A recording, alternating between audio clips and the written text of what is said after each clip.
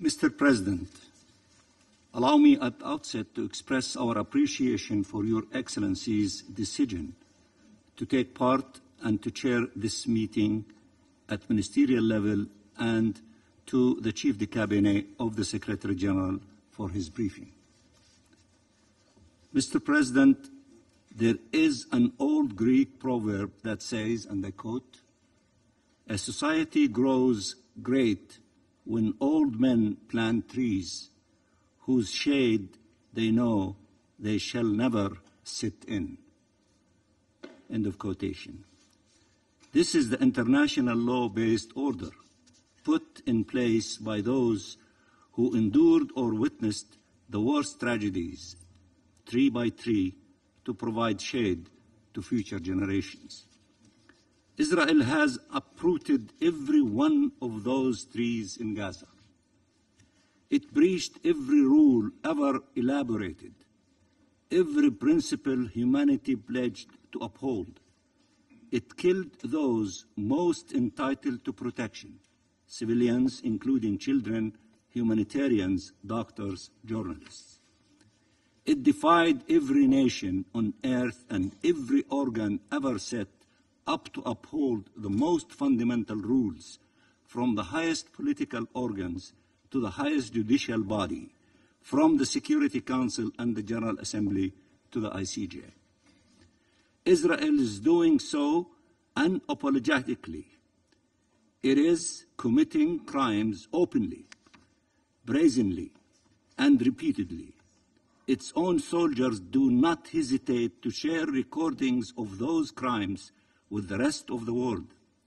What is happening in Gaza will go down as the most documented genocide in history. Till when will the world denounce the crimes and tolerate their reoccurrence? Till when will it consider that its responsibility is to state the law instead of upholding it? Palestinians in Gaza do not need to hear the world talk about the uprooted trees. They need their protective shade. They could care less that we all agree on what the rules say and that we all observe and recognize their breach. What is a rule that is not enforced? What do these rules mean anymore when for 9 months Israel has bombed the homes, the hospitals, the schools, including those designated as UN shelter, and now is bombing people in tents, as the case in the Mawasi? How cruel could you be? How criminal must you be to bomb the same population over and over and over again? And since bombs and bullets are not good enough in this collective punishment and genocide enterprise, Israel has decided to impose the most horrific conditions on those who survive. We have seen Israel, for months now, manufacture a humanitarian catastrophe with famine at its core. We have seen it yield starvation, dehydration, and the spread of diseases as the ultimate weapons. 2 million people who were subjected to a 17-year-old blockade are now confronted with a hermetic siege, dying of hunger and disease, while food and medicine are available only meters away. Until now, Israel considered it was enough to shout security to get away with the worst crimes imaginable, as if its security could legitimize genocide, colonization, war crimes, and crimes against humanity, as if its security could justify denying the most fundamental rights of a nation and the most basic rights of millions of Palestinians, as if its security could be achieved by more killing and more injustice. It pretended the blockade was about security. It only harmed innocent civilians.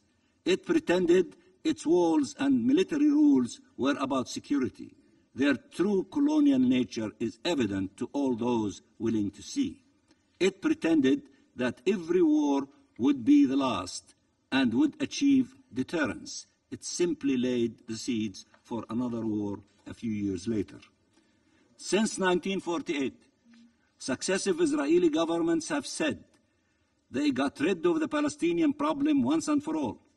Since the Nakba, which constituted one of the most terrible attempts to uproot an entire nation in modern history. After that, Israeli leaders pretended they never heard of Palestine or the Palestinians, denying the very existence of the people they had killed and expelled. In 1967, they were certain that by occupying whatever was left of the land of historic Palestine, they had eliminated the problem altogether. In 1982, they explained that if they invaded Lebanon and forced the PLO to move far away from Palestine's borders, this would be the end of the Palestine question. In 1988, when the Palestinian rebellion erupted in Palestine itself in a peaceful way, it explained that breaking the bones of the demonstrators, literally breaking them, would deter them. In 2000, it explained that the best way to deal with the Second Intifada was more walls, more oppression, more occupation. In 2008, 2009, 2012, 2014, 2016, 2018, 2021, and 2022, it explained that a blockade over 2 million people and repeated military assaults and shooting on demonstrators would eventually lead to subjugation and surrender. A century of military responses to a political question, a century of sheer violence against an entire nation to avoid the only solution possible, freedom for the Palestinian people and peace for all. But there is a reason Israel behaves this way. Everything in its history tells it it will get away with it. It is betting this time will be no exception. But this time must be the exception. And change must start right now. Mr. President, this Security Council adopted Resolution 2735 to achieve an immediate ceasefire leading to a permanent cessation of hostilities. This would not restore the lives of those killed or the limbs of those amputated. It would not remove the pain from a mother's heart or the fear haunting a child's mind, but it would save lives and stop agony's march. It would lead to the release of hostages and prisoners on both sides. It would allow a surge in humanitarian aid. It would lead to immediate regional de-escalation. It would help preserve whatever faith is left in our multilateral system. But Netanyahu does not care about Palestinian lives, or even the hostages' life. He does not care about international law or human decency. He only cares about his own political survival. So what will you do to ensure he is not the one calling the shots? And here I'm talking to you, the Security Council. What are you going to do in order to stop this lunatic from continuing this genocidal war against the Palestinian people? Mr. President, in recent weeks, there were collective statements stressing that ICJ decisions are binding and must be respected, defending the independence of the ICC and rejecting attacks against it. There were shared commitments on UNRWA, to which all Council members, present and incoming, subscribed together with over 100 countries around the world. There is a global consensus in support of the Palestinian people's right to self-determination and a two-state solution in line with UN resolutions and international law. There is more convergence on the Palestine question than on any other matter on the international agenda. And there is one isolated, fanatic government rejecting this international consensus and attacking every institution entrusted with upholding the international law-based order, accusing its representatives of this order of terrorism and anti-Semitism, killing, detaining, torturing, harassing, intimidating them. Till when will we pretend this government is anything else than what it proclaims to be? Till when its whims will trump international will? Mr. President, our people will live in freedom and dignity on their ancestral land. They will accept nothing less. They will accept nothing else. But fulfilling this right should not come at a price. There is a parallel world in which the international community upheld the rules, in which all nations gathered and took concrete steps to ensure compliance and deter violations, to stop the war and advance peace, where no Palestinian civilian and no Israeli civilian, no Palestinian child and no Israeli child are harmed, where life has prevailed, where two states, Palestine and Israel, live side by side in peace and security, where Palestine is free and future generations take for granted the peace we have achieved, where historians work together to tell the story of our painful journeys with honesty and respect, where mutual recognition is self-evident, where shared humanity is recognized, where no one denies the existence of the other, or discriminates against the other, or denigrates the other, where our region has unleashed its full potential as our destinies no longer collide but move forward together.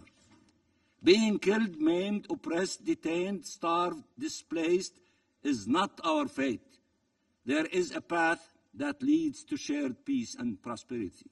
It is your duty to take every step necessary to reach that destination. Start today. Strengthen those who seek peace rather than arm those who seek extermination. Sanction those who colonize rather than allowing them to punish those who oppose the uprooting and displacement of communities. Protect the victims rather than the perpetrators. Recognize the state of Palestine rather than witness the destruction of the two-state solution. Render your relations with the parties subject to their compliance with the law and the legitimate requirements of peace. Achieve the well-known solution to this political conflict by ending the Israeli occupation, and don't wait till it is transformed into a never-ending religious war. In 2 days, the highest judicial body on earth will render its authoritative opinion on the question of Palestine and on the illegality of the colonial annexationist and supremacist Israeli occupation. I'm referring to the International Court of Justice. This expression of the law should serve as basis for our collective action in the days to come. The law, nothing less, nothing else. All your nations refuse to forego their rights. The Palestinian people will never accept to relinquish theirs. Peace will not be achieved at the expense of our rights, but by upholding them. The right to life, to liberty, and to dignity. That is the only path to peace. Let us finally, collectively, embark on that journey. And thank you very much, Mr. President. Я благодарю постоянного наблюдателя государства Палестина за его заявление и предоставляю слово представителю